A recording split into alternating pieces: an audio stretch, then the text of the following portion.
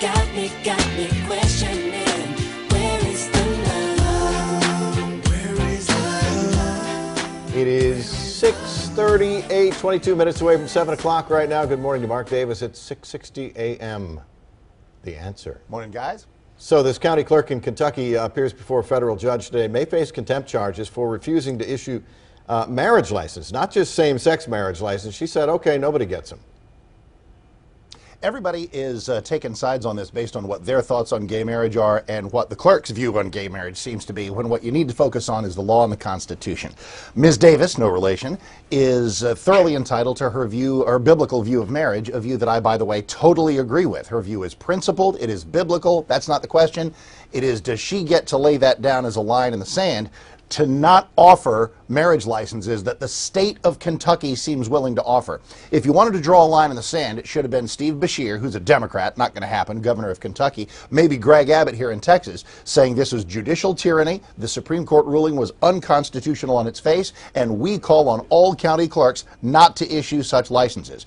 But that didn't happen. So is it left to the individual county clerks to draw that line? The answer to that is no. So I empathize with Ms. Davis. I don't want her dragged and jailed for 5 years, but they need to find somebody to do those licenses, whether she or I like it or not. Well, and you've said in the past, when people complain about things like, I don't have health insurance, I don't get paid enough, you have said, okay, quit your job and get another one. And maybe that's what she needs to do. And I think she would be, I think that would be heroic if she said, listen, I refuse to have my name on a document that I feel violates God's law. She is totally entitled to her religious view. Everybody in a public service job, please remember, this is not a bakery or a wedding photographer where you're in the private sector and get to determine whom you will serve and who you won't. The minute you go into public service, a government job, you realize it's no longer really about your views. So there is a solution for her. It's called There's the Door. Right. Okay, so here locally in Farmers Branch, there was this proposed gun range next to a private school. A private school that was going to be moving in a couple years anyway, but nonetheless, 300, 400 feet away, they voted it down. People just came out in droves saying, we do not want this. What do you make of this? I know it. Because other people who don't have kids going to school there say, I don't see the problem. Well, I think a lot of it, first of all, it's a city council, it's a town, they get to vote whatever they want. There's nothing wrong with the vote. This was done totally by the books, and they could do whatever they want. But I wonder if there wasn't some demonization of the gun, some freak out over the inanimate object, which is a huge part of the gun control debate in America anyway. Let's just really take a look. There are some businesses that I would not want close to a school. I think we could name them. A gun range is not one of them. Is there a body is there a history of stories of horrible people wandering into and out of gun ranges and terrible things happening to schools or businesses or people walking by? I think by and large, if you were to somehow magically lift the clientele out of a gun range or a number of other businesses I could name, you'd find the people hanging out in the gun range are some of the most law-abiding, salt-of-the-earth people you'd want. So they're totally entitled to their vote, but the waves of people coming in and freaking out about it struck me as a little odd.